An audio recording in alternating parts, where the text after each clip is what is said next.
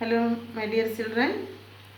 How are you all? I think all of you are fine and safe.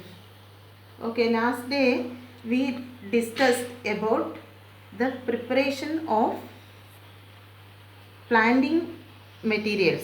Good planting materials by different methods like budding, layering, grafting, and hybridization.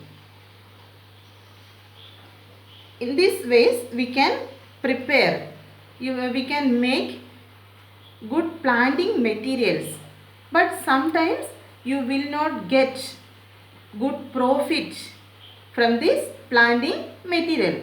Why you will not get this good yield? Sometimes the fertility of the soil may not be good.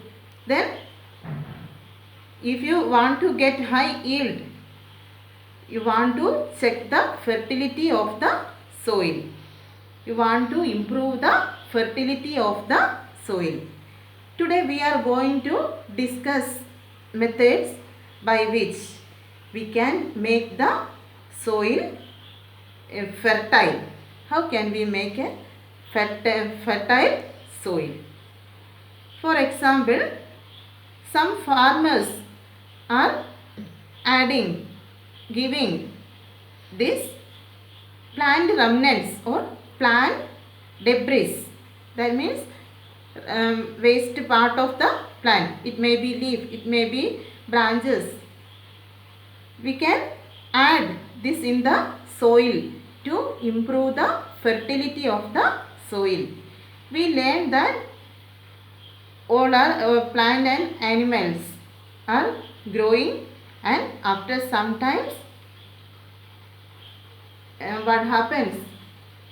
It is converted into dead parts, and when these dead parts of the plant or animal reaches in the soil, later it converted to different types of minerals that are needed by the plants for its growth.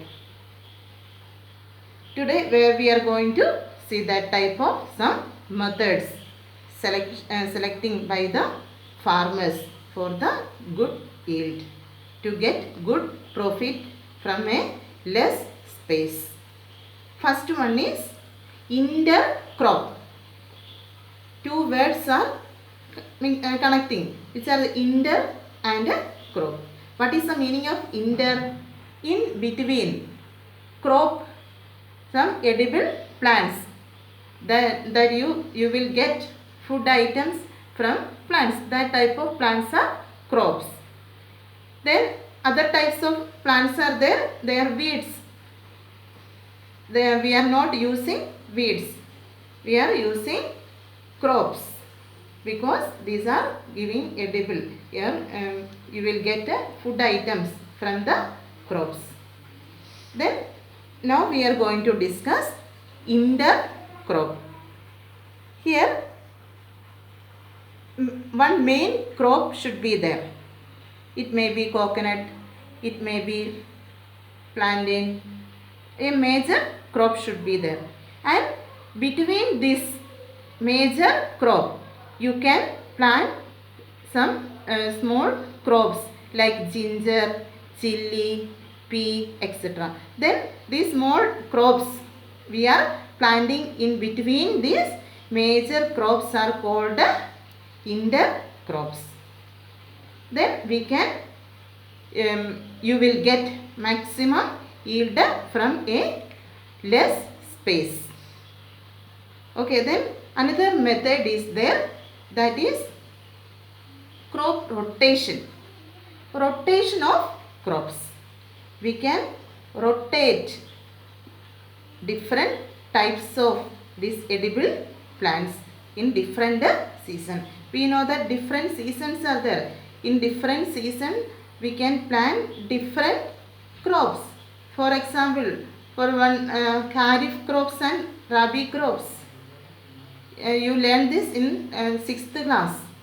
Okay, rabi crops and kharif crops. You can plant this type of crops in different seasons. This improve the quality of the soil. For example, one crop needs one type of nutrient, but some other types of plants need other type of nutrients. Then if you are continuously planting same type of crops, what happens? It use that same nutrient, and later you cannot plant same crops in the same field. Otherwise, what happen? If you are planting another type, they are using another type of nutrient, then you will get more yield, and it increases the fertility of the soil. And other type of plant is there, leguminous plants, P type plants. These leguminous plants also very important.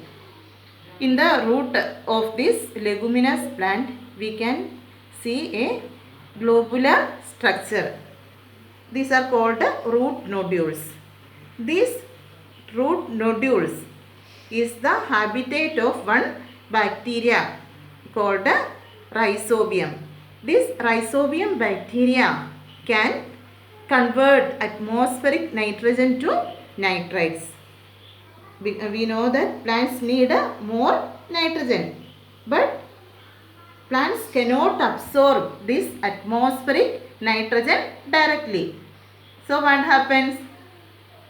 These are absorbed by the bacteria.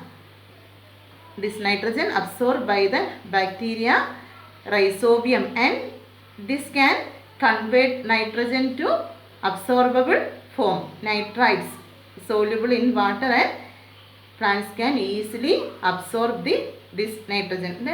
Then leguminous plant increases the quantity of nitrogen in the soil. Next day we will learn more about this.